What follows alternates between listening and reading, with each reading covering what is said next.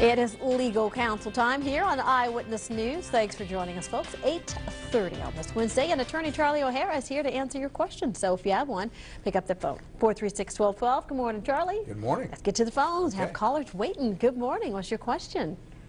I had to let my car go back after my husband died, and there was an overpay whenever they resold the car.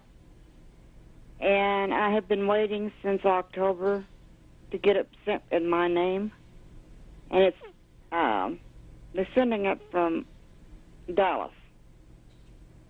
And I still have not got received this check yet. And I was just wondering what I should do.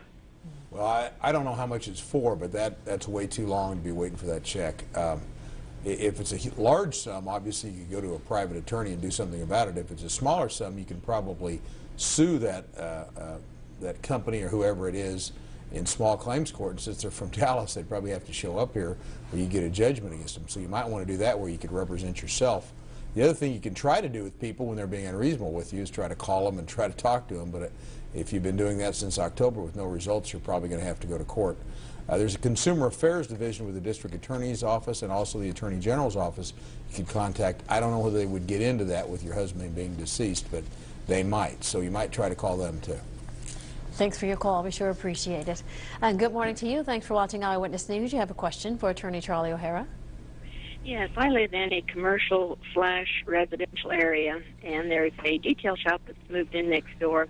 They are compiling a huge pile of tires in the back, plus trash. There's always trash going around the neighborhood.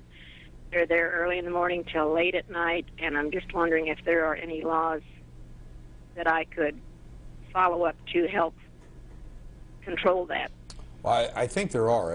Assuming you're in Wichita or most communities, they're going to have laws about how trash is accumulated and when it has to be cleaned up, and especially tires, because the problem with old tires is animals get in there and rats get in there and different things, and they get water in them and cause mosquitoes. So I think there's usually a health ordinance or a trash ordinance that would cover that. So whatever city you're in, I think you ought to call the city health department or the city laws or the city themselves and tell them what's going on, and they'll probably just give a ticket to the person to clean it up, and if they don't clean it up, they'll bring them to court.